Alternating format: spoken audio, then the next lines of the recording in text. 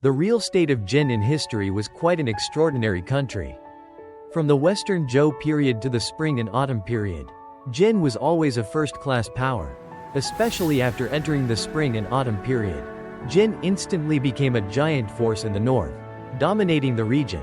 By the mid to late Spring and Autumn period, Jin was even able to punch Chu, kick Qi, and still keep Qin under pressure from behind. It was evident that Jin had become the strongest hegemon. From the perspective of the Spring and Autumn era, if one were to predict which state had the greatest chance of unifying the world, almost everyone would have agreed that it was Jin. No one would have believed that Qin would eventually sweep across the land. However, this behemoth of a state suddenly disintegrated at the end of the Spring and Autumn period, splitting directly into three states, Han, Zhao, and Wei, completely altering the course of history. Moreover, even after the division, these three successor states remained top-tier powers during the Warring States period. In particular, Wei was so powerful in the early Warring States period that it even faintly appeared to be the #1 hegemon. If even a fragment of Jin could become a dominant force in the Central Plains, one can only imagine how powerful Jin must have been at its peak. So, how did such a powerful Jin end up splitting apart? Why was it unable to fully unify the world in the late Spring and Autumn period? What kind of state was the real Jin in history? The real Jin actually had quite an intriguing origin. Not long after the founding of the Western Zhou dynasty, King Wu of Zhou, having exhausted himself during military campaigns, fell ill and passed away within a few years. After his death, his eldest legitimate son ascended the throne, becoming King Cheng of Zhou. However, as King Cheng was still very young, it was the famous Duke of Zhou, known for his ability to interpret dreams, who acted as regent and stabilized the court. As King Cheng gradually grew older, the time came for him to take full control of his rule. Upon assuming full authority, King Cheng naturally sought an opportunity to establish his prestige. At that time, in the Shaanxi region, there was a vassal state called Tang. This state had an illustrious history, as its first ruler was none other than Emperor Yao, one of the legendary 3 sovereigns and 5 emperors from ancient China. When Emperor Yao ruled as a vassal, the state of Tang was his fiefdom. Due to its noble origins, the state of Tang endured through the Shao and Shang dynasties, maintaining a relatively strong position. After King Cheng assumed full authority, he was looking for a way to consolidate his power, and it so happened that Tang was embroiled in internal strife. This was an opportunity that King Cheng could not afford to miss. Thus, he decided to send his younger brother Ji to Tang to serve as its new ruler. This allowed the House of Zhou to gain direct control over this powerful vassal state. Upon arriving in Tang, Ji quickly took control of the state in the name of the Zhou royal family. He even leveraged Tang's powerful resources to intimidate the surrounding vassal states, gradually becoming Zhou's representative in the Shaanxi region. After Ji passed away, his son, King Cheng's nephew, succeeded him. However, feeling that the name Tang was outdated, he wanted to rename the state. Since a river named Jing River ran through the region, they decided to name the state after this river. Thus, the state of Jin was born. From the very beginning of its establishment, Jin's strategic significance had already been predetermined.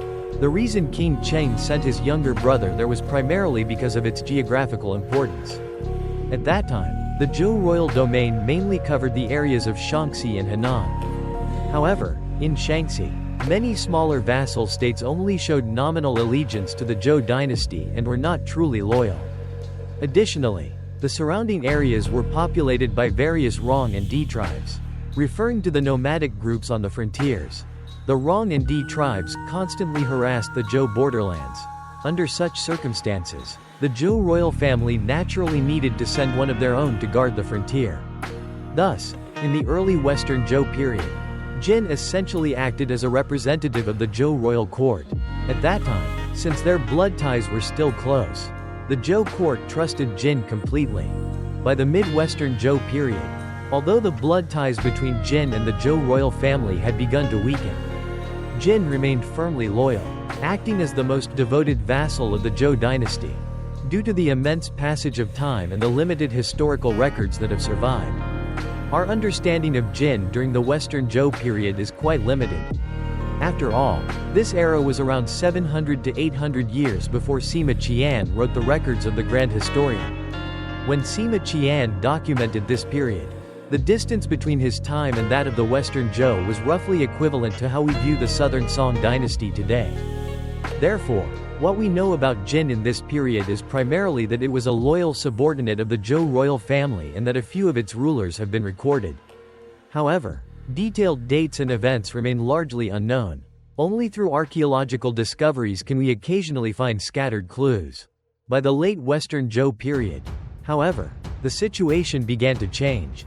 As the Zhou royal family's power declined, and after 200 years of development, the blood ties between the vassal states and the Zhou royal house grew increasingly distant. At this point, some of the major states began to have their own ambitions, some sought independence, while others aimed to interfere in the political affairs of the Zhou royal court. This period saw growing political turbulence. During this time, Jin acted relatively honorably. Firstly, due to its geographical location in Shaanxi, it was somewhat far from the Zhou court's central authority, making it difficult for Jin to intervene even if it wanted to. As a result, in the late Western Zhou period, most of the states that sent rulers to serve as high-ranking officials within the Zhou royal court were those closer to the capital, such as Guo, Shen, and Yin. Secondly, after several generations of rulers, Jin had grown quite distant from the Zhou royal bloodline, making it increasingly inclined toward independence. However, due to its historical role as the Zhou dynasty's most trusted vassal, Jin still had to rely on the Zhou royal family. By the late Western Zhou, Jin welcomed one of its most significant rulers in history, Marquis Wen of Jin.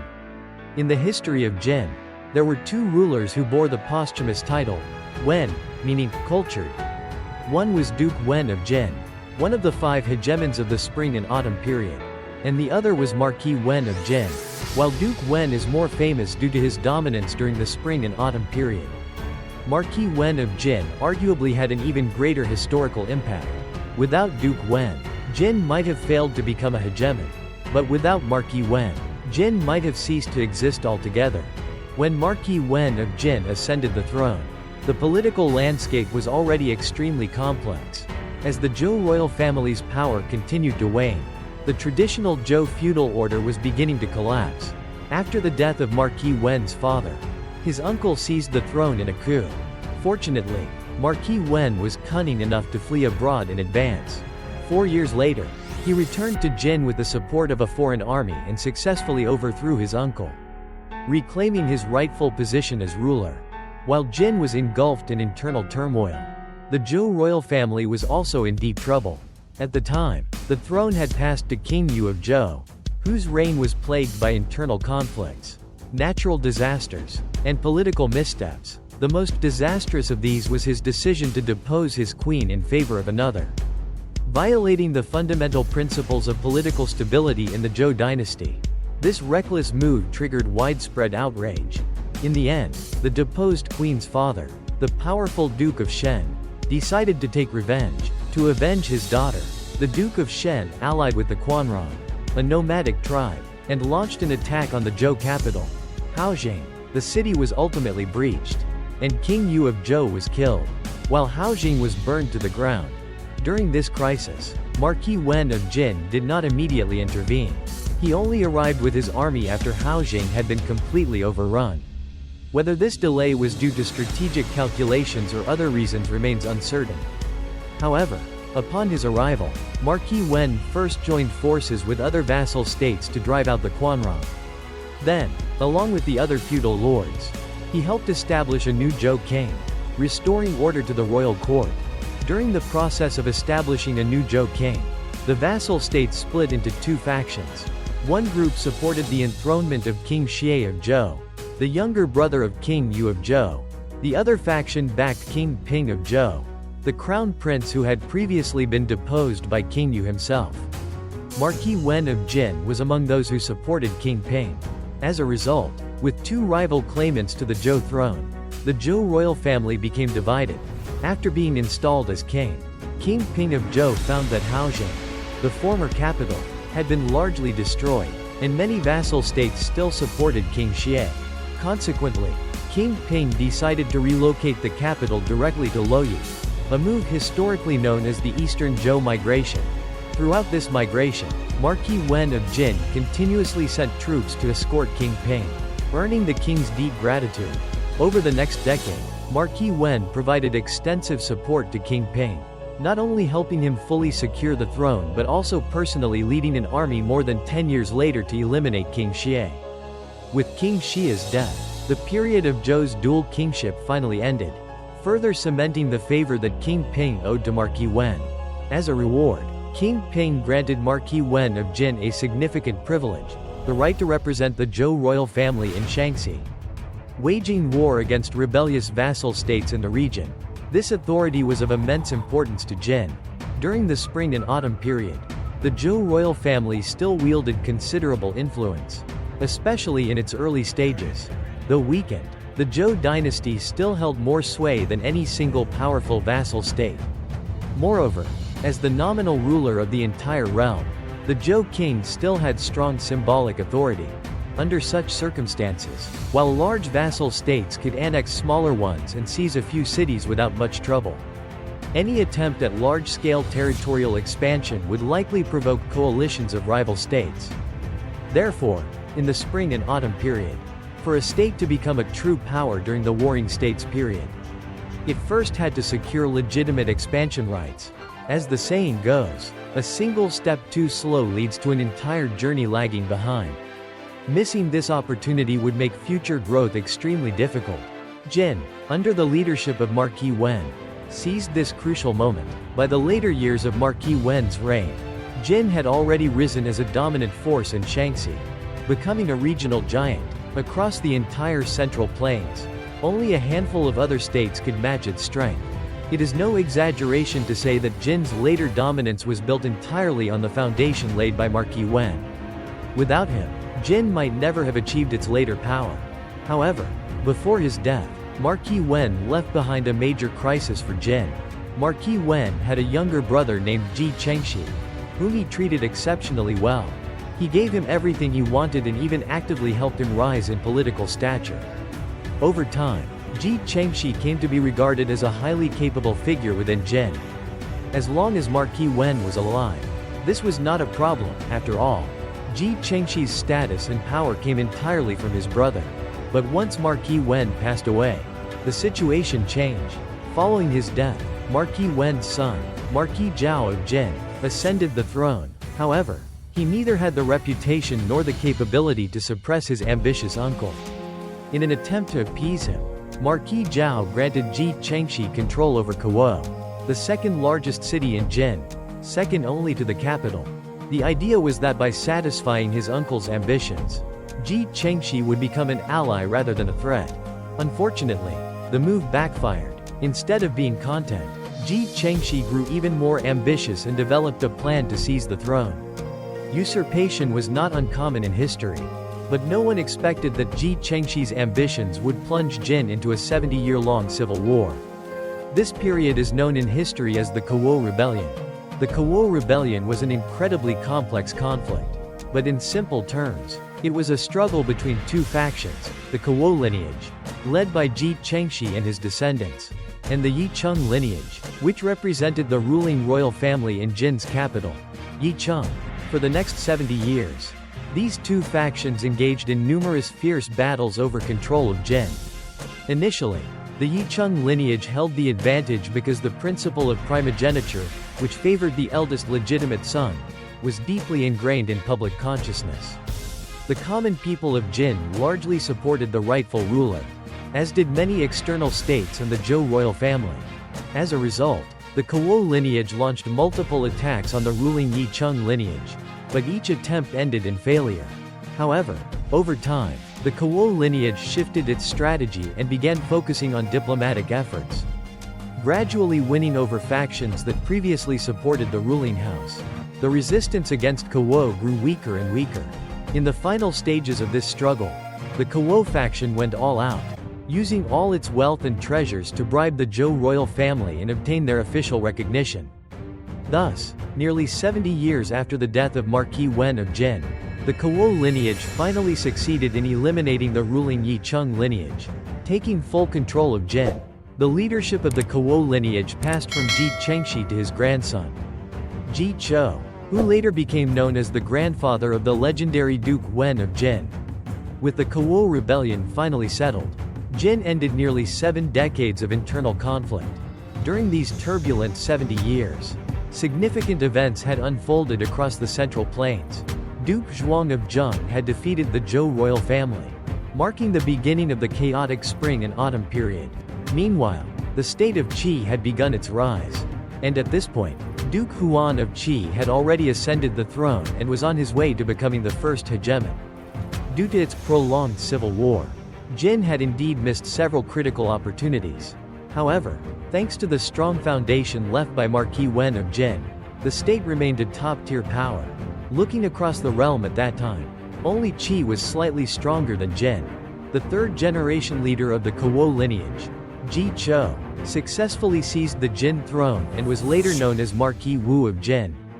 However, he was quite unlucky. Just a year after consolidating his rule over Jin, he passed away. Following his death, his son, Marquis Xian of Jin, ascended the throne. In the history of Jin, Marquis Xian was an exceptionally influential ruler, leaving a profound and lasting impact on the state. However, much of his influence was negative. When Marquis Xian took the throne, he inherited a strong state thanks to his father's conquests, allowing him to quickly stabilize his rule. Once he had full control over Jin, he began contemplating ways to prevent another Kuo rebellion from ever happening again. After much thought, he came up with a ruthless solution. The root cause of the Kuo rebellion was the internal conflict within the royal clan of Jin. If that was the case, then why not eliminate all royal family members, leaving only a single successor? It must be said that Marquis Xian had a clear strategic vision, and his method was undeniably effective. Over the next few years, he launched a systematic purge against members of the royal family, wiping out almost all his relatives. This act was essentially self-extermination, but he did not stop there. After eliminating distant relatives, he turned his attention to his own sons. At that time, Marquis Xian had 3 eldest sons, including the official crown prince. However, he also had 2 younger sons from his favored concubines, who were a pair of sisters. These concubines fiercely competed to secure the throne for their sons and ended up framing the 3 elder princes. As a result, under Marquis Xian's pressure, the crown prince was forced to commit suicide, while the second and third princes fled into exile in other states. By this point, within Jin's ruling family, only Marquis Xian and his 2 youngest sons remained. Throughout history, rulers who engaged in mass executions were not uncommon. But self-inflicted extermination at this scale was extremely rare.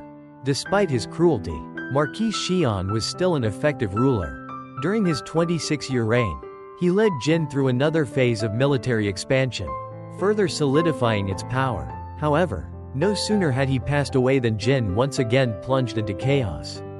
One might ask, didn't Marquis Xian already eliminate the entire royal clan? Why did civil strife still break out? The reason was more complex this time. This time, the conflict was no longer just an internal family feud.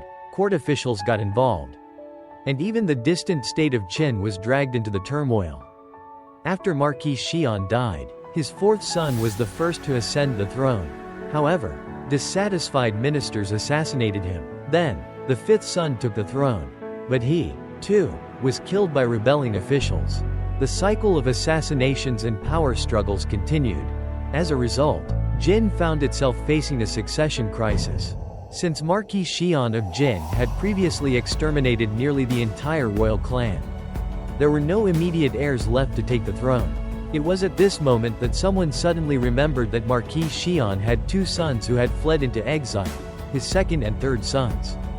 Initially, the court considered inviting the 2nd son back to reclaim the throne.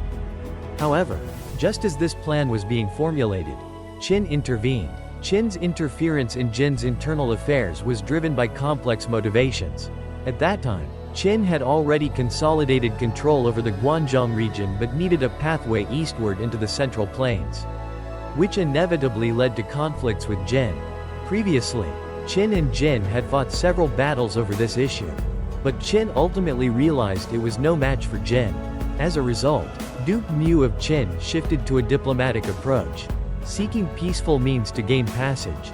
One of these tactics was forming an alliance through marriage. He married a daughter of Marquis Xian of Jin, becoming Jin's son-in-law. However, even after this alliance was established, Jin still refused to grant Qin a corridor through its territory. With diplomacy failing, Duke Mu devised a new strategy, influencing Jin's political affairs by supporting a claimant to the throne.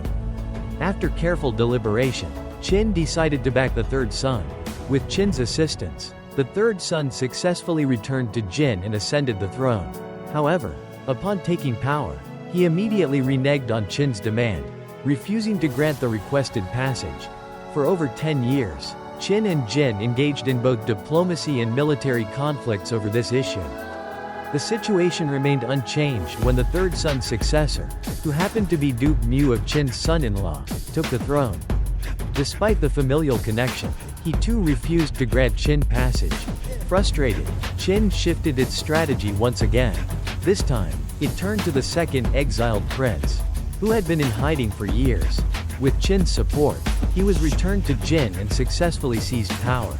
This exiled second prince would go on to become one of the most famous rulers in Jin's history, Duke Wen of Jin.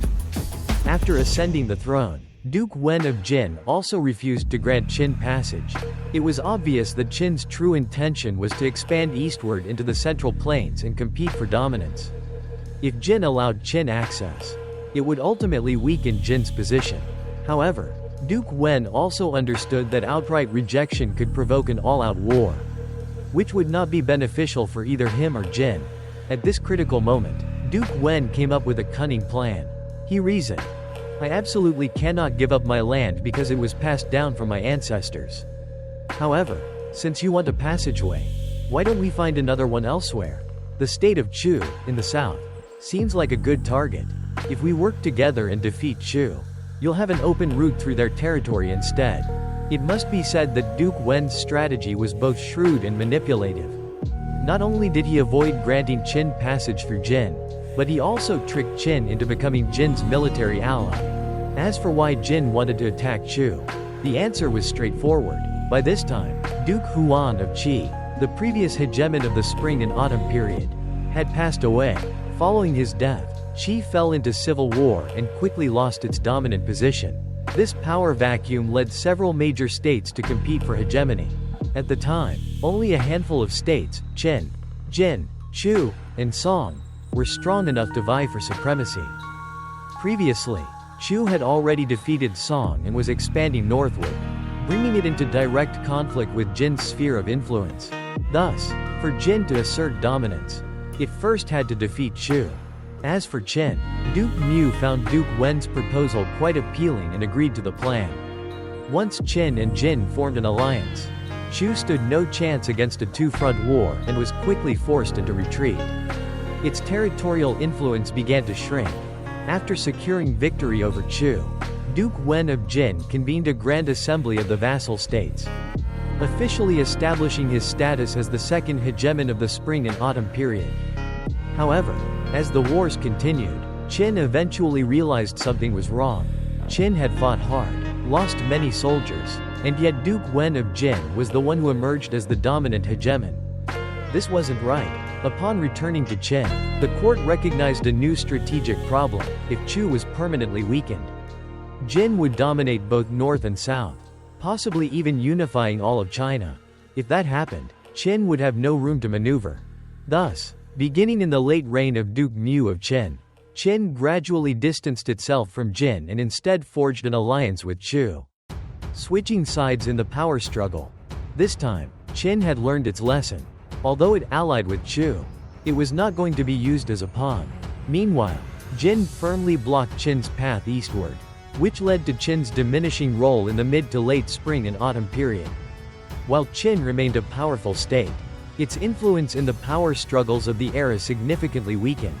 Leaving Qin's affairs aside, let's return to Jin. Despite his great achievements, Duke Wen of Jin ruled for only 9 years. However, within this short period, Jin managed to gather a vast number of subordinate states, completely suppressing the once mighty Chu. To the east, Jin kept Qi under control, preventing its resurgence. To the west, it blocked Qin from expanding eastward. Under Duke Wen's leadership, Jin had become the de facto strongest power among all the feudal states. This dominance was largely due to Jin's strategic location. It had ample room for expansion while being positioned at the heart of the Central Plains, making it geographically superior to any other major power. However, after Duke Wen established his hegemony, Jin faced a new challenge. While it could suppress Chu, it could not fully defeat or eradicate it. No one expected that Duke Wen's rise to power was not the conclusion of an era but rather the beginning of a long-standing rivalry. For the next 70 years, the struggle between Jin and Chu would dominate the political and military landscape of the Central Plains. During the mid-spring and autumn period, the Jin-Chu hegemony wars became the central conflict of the era. Every other state, including Qin and Qi, was forced to take sides. From the death of Duke Wen of Jin onward, the two powers fought openly in 13 major battles, with Jin emerging victorious most of the time. The only period when Chu managed to gain the upper hand was during the reign of King Zhuang of Chu, who briefly challenged Jin's dominance. However, for the majority of this period, Jin kept Chu in check. Throughout these decades, Jin was ruled by several dukes, including Duke Shang, Duke Ling, Duke Cheng, Duke Jing, Duke Li, Duke Dao, and Duke Ping.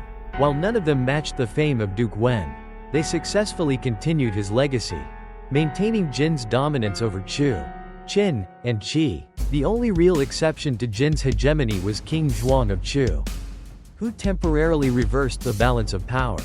After decades of fighting, it became clear that Jin could not completely eliminate Chu.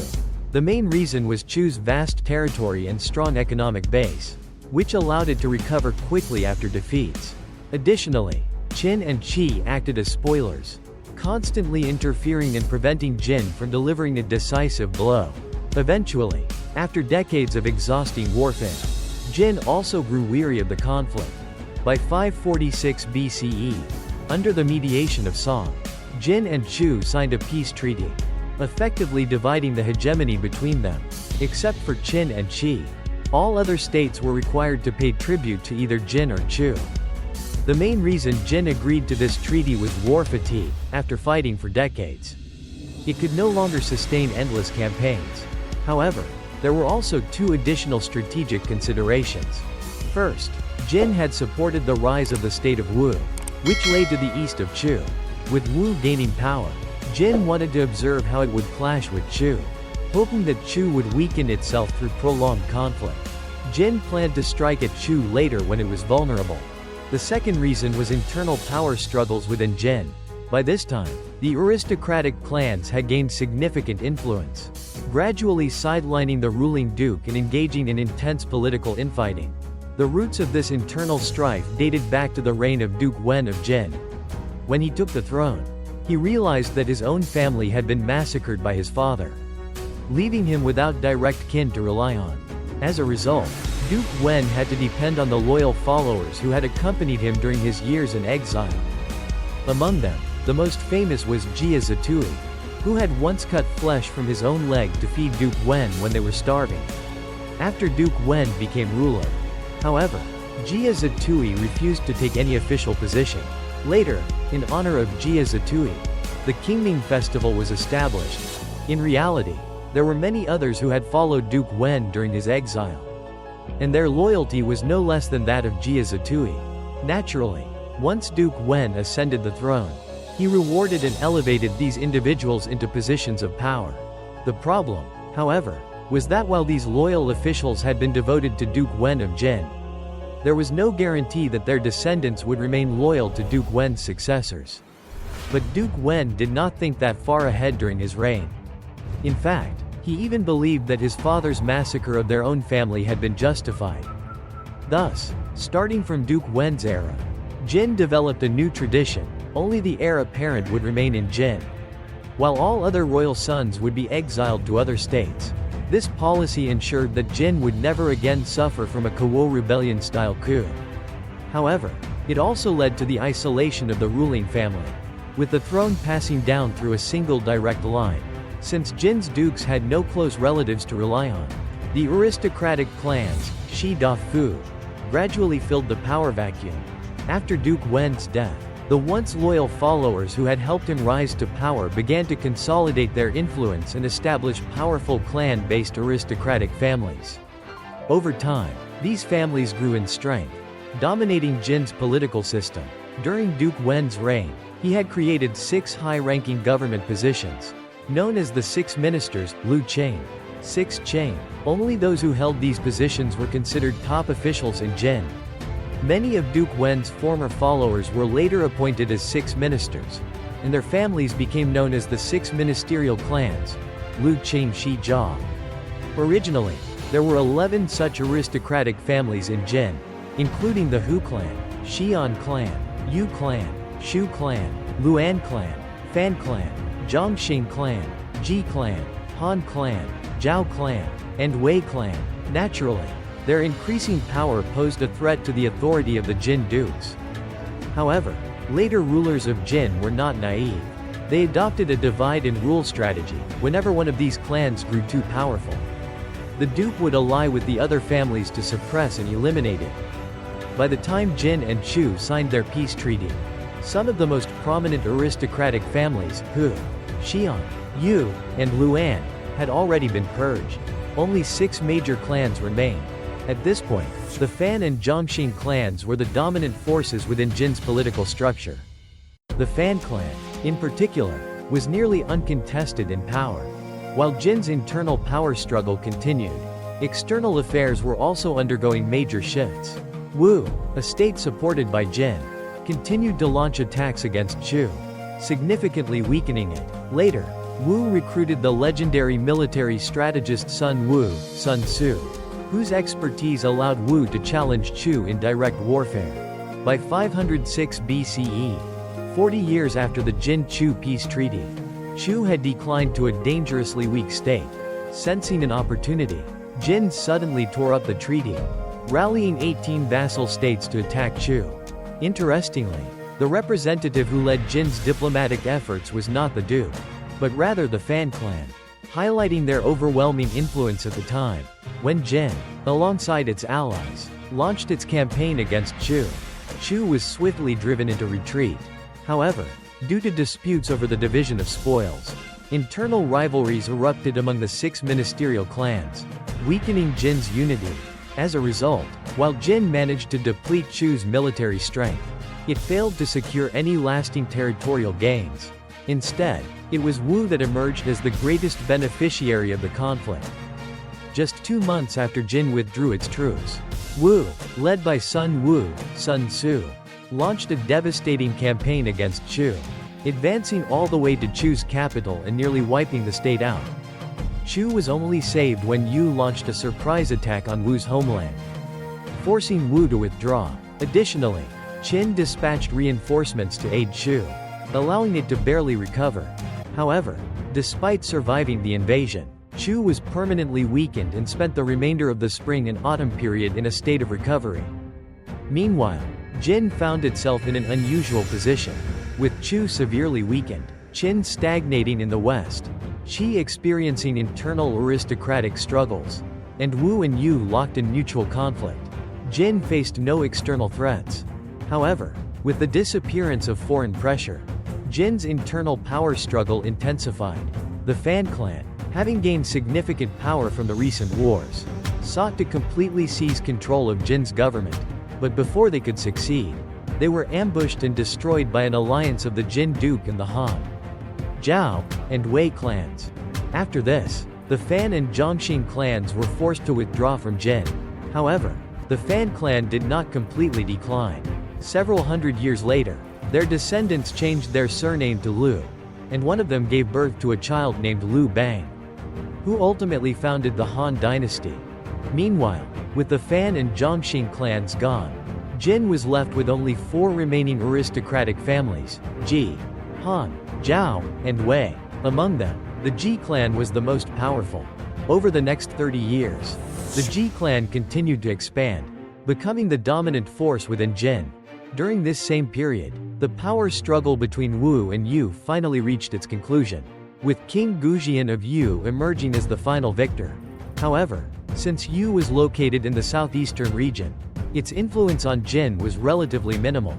Although Yu had become the new hegemon, it never posed a direct threat to Jin's territorial security.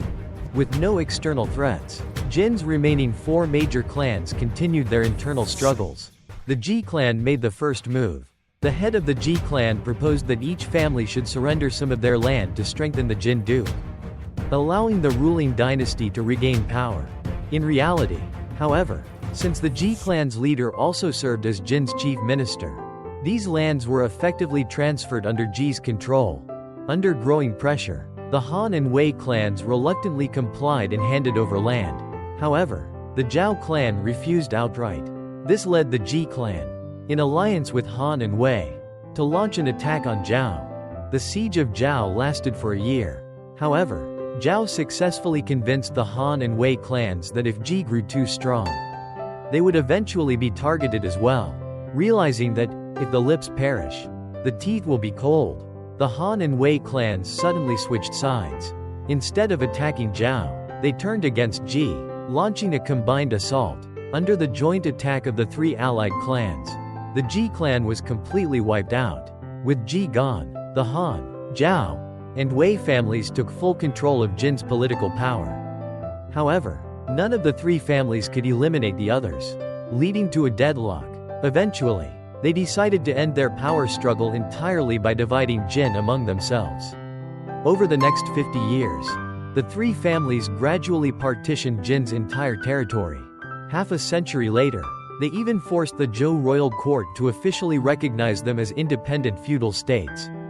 This event is known in history as the Partition of Jin, Sanjiafen Jin. The tripartite division of Jin. A little over 10 years after the partition, the 3 ruling families formally deposed the last Duke of Jin, seizing the final remaining lands of Jin. With this, the State of Jin, once the dominant hegemon of the spring and autumn period, was completely erased from history.